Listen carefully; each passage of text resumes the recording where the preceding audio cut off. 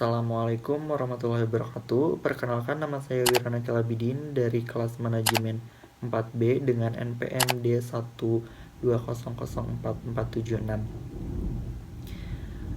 Baik, dalam video ini saya akan menjawab pertanyaan dari Bapak Desan Henriawan, STMM selaku dosen pengampu mata kuliah Sistem Informasi Manajemen Fakultas Ekonomi dan Bisnis Universitas 11 April Sumedang. Baik, langsung saja ke pertanyaan 1. Sebutkan satu bidang bisnis yang paling Anda pahami dan jelaskan proses bisnisnya. Bisnis yang saya pilih adalah dropshipper.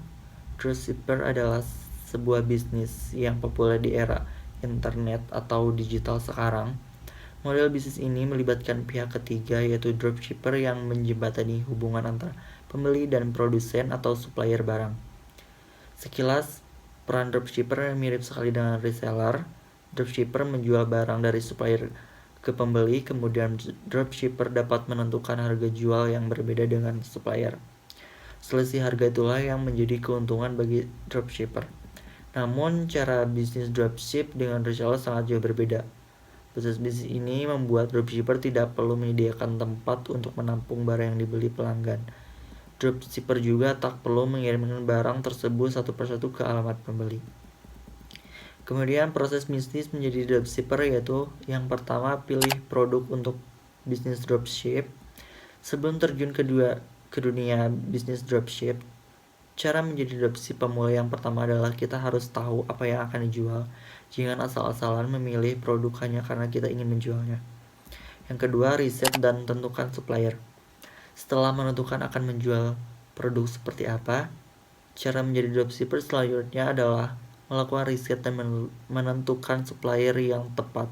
Kumpulkan data beberapa supplier terlebih dahulu, lalu lihat perbandingannya dari segi kredibilitas, kebijakan perdagangan, dan kualitas produk yang ditawarkan.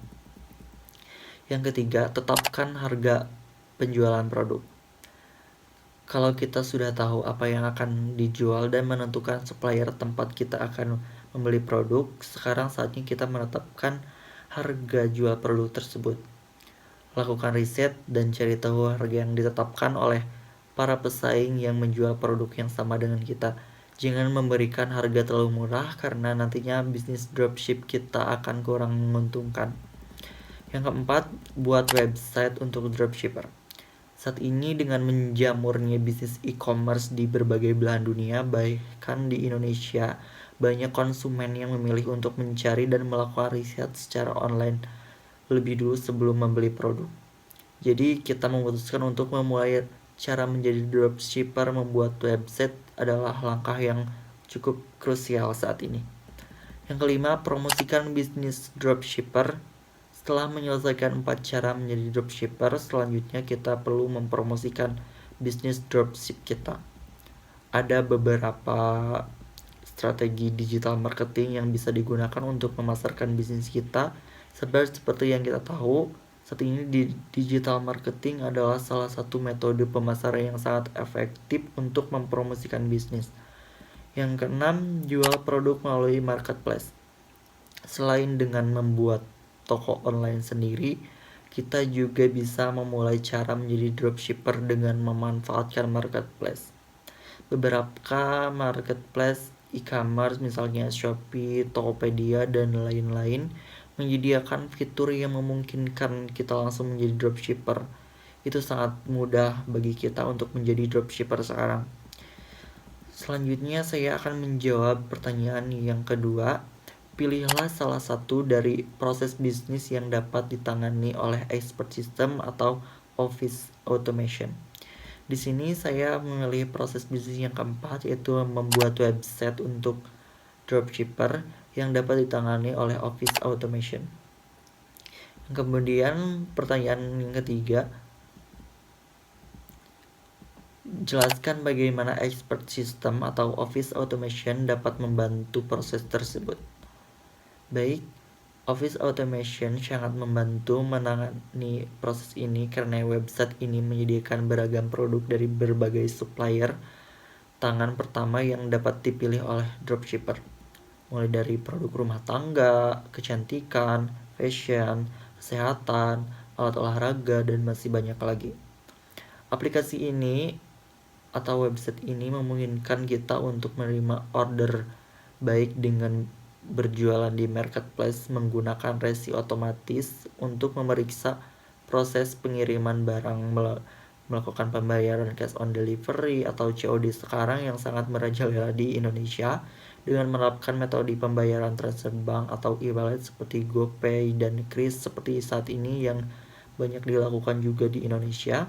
Keunggulan pada website ini antara lain adalah tidak perlu adanya penyetokan barang sama seperti yang lainnya. Kita dapat memilih penggunaan resi baik otomatis maupun resi manual, dan adanya penyediaan database yang dapat diopen massal. Kemudian customer service yang responsif melalui WhatsApp. Website dropship ini menyediakan dua opsi membership, yakni member free dan member berbayar alias premium. Pada fasilitas free member, kita dapat mengakses ribuan produk yang ada di website ini. Adanya unlimited transaction, baik penggunaan resi manual dan otomatis bisa digunakan, dan mendapatkan diskon beragam untuk member.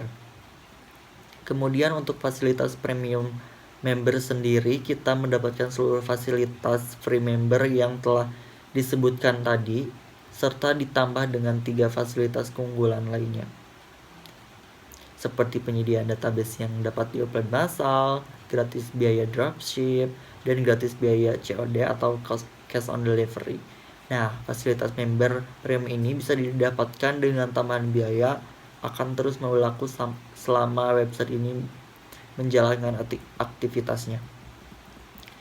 Sekian jawaban dari saya, semoga dapat dipahami. Mohon maaf apabila masih banyak kesalahan dan kekurangan dalam video ini. Wassalamualaikum warahmatullahi wabarakatuh.